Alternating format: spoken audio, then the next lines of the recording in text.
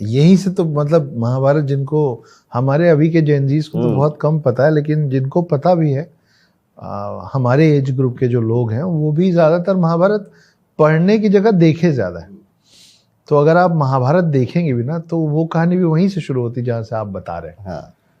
कि कैसे वो गंगा से उनको प्रेम हो जाता है और उनको पसंद आ जाती हैं, और मना कर देती हैं वो, और फिर एक शर्त के साथ, भीष्म शर्त। हाँ, भीष्म शर्त।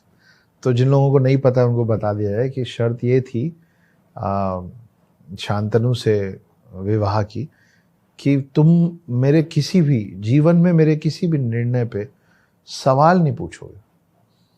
ये एक बात ये होती है कि सवाल मत करना, एक होता है पूछ भी नहीं सकते। तो उनको इतना प्रेम था कि उन्होंने बोला हाँ ठीक है, मैं कोई सवाल नहीं पूछूंगा। और उसके बाद फिर जैसे जैसे उनकी संतान होनी शुरू हुई, वो एक एक करके उसको गंगा में बहा देती थी, और हर बार शांतनु मन महसूस कर रह जाते थे। अब वो क्यों बहा देती थी उसका एक और बैक स्टोरी है। अगर उतना लंबा हमारे डिस्कशन चला तो हम उसमें भी चले जाएंगे। लेकिन आखिरी बार जब शांतनु को इस बात को रोकते नहीं बना, उसके बच्चे हैं आप, और आप खुद माँ हैं, आप एक एक करके उसको गंगा में बहा दे रही बच्चों को। तो जब नहीं रहा गया तो उसने एक दिन पूछ लिया, और जिस दिन उसने पूछा उस दिन वो गंगा उनको छोड़ के चली गई। और जिस बच्चे पे पूछा उस बच्चे को इन्हीं को उसके सुपुर्द करके गई, और वो बाद में बने गंगा पुत्र भीष्म पितामह। तो यहाँ से पूरे महाभारत की कहानी शुरू होती है, और यहाँ से शुरू होती है भीष्म पितामह की कहानी।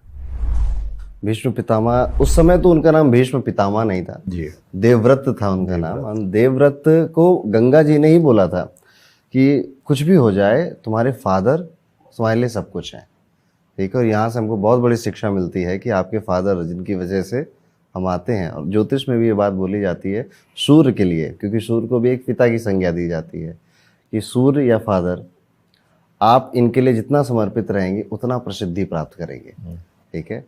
तो सूर्य को इसीलिए फेम का भी प्लेनेट कहा जाता है, ठीक है। तो सारी चीज़ें लिंक हैं, कहीं ना कहीं कथाओं के माध्यम से हमको बताई जा रही हैं, ज्योतिष के माध्यम से बताई जा रही हैं। देवव्रत ने एक फिर उनके फादर जो शांतनु हैं उनको दूसरी महिला से प्यार होता है, सत्यवती से। और सत्यवती की ये शर्त थी कि सत्यवती की फादर की एक्चुअली ये शर्त थी कि आपका जो बेटा है, ज्येष्ठ पुत्र है, वो कभी राजा नहीं बनेगा, और नहीं बनेगा